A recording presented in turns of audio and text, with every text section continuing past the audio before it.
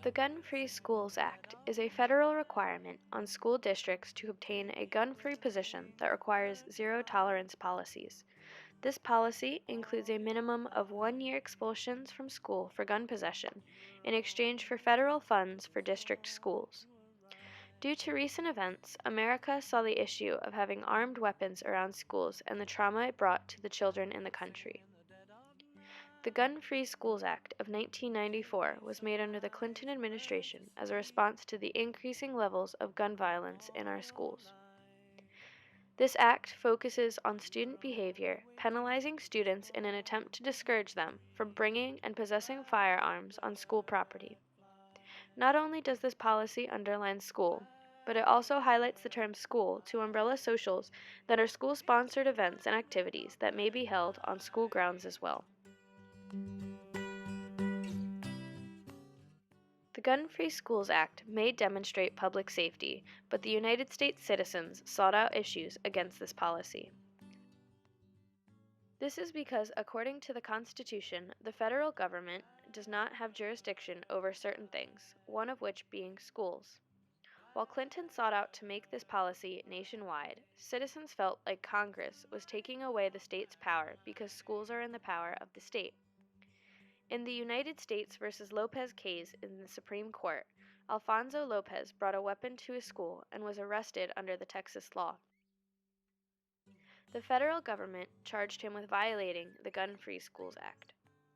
While this case went up to the Supreme Court for questioning whether or not this should become a federal law, the court decided yes for the safety of the students of the United States. In January of 2002, the Gun-Free Schools Act was revised and put in place along with the No Child Left Behind Act, which requires that states receive federal funds and requires local educational agencies to put the policy in place. According to the Washington Post, FBI crime statistics state that gun violence was much higher 20 years ago than it is today. They also show that most homicides occur in homes and not in schools, and that children are more likely to be killed off campuses than on school campuses. According to the Institute of Education Sciences, in the school year of 2005 through 2006, 55% of expulsions involved students bringing a handgun to school, while 12% brought a rifle or a shotgun. 34% of students expelled brought another type of firearm, such as a bomb or grenade. Luckily, there was a decrease in percentages of expulsions. 53% of students brought a handgun to school, while 10% brought a rifle or a shotgun. Unfortunately, the percentage went up to 37% who brought bombs or grenades.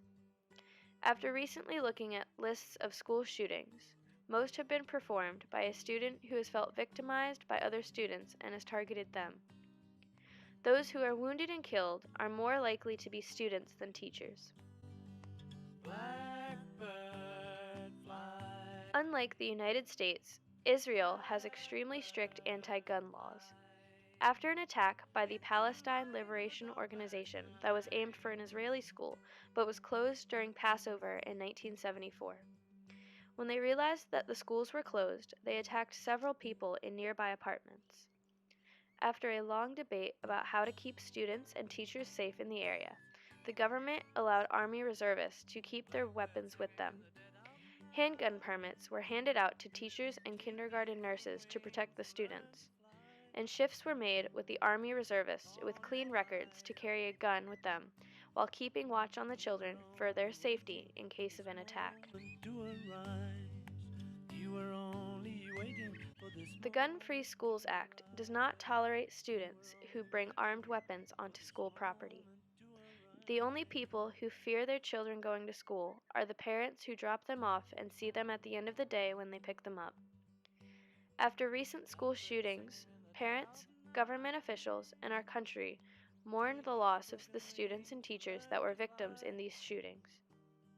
The Gun-Free Schools Act was in place to prevent school violence among students and to ensure the safety of children and teachers going to school every day.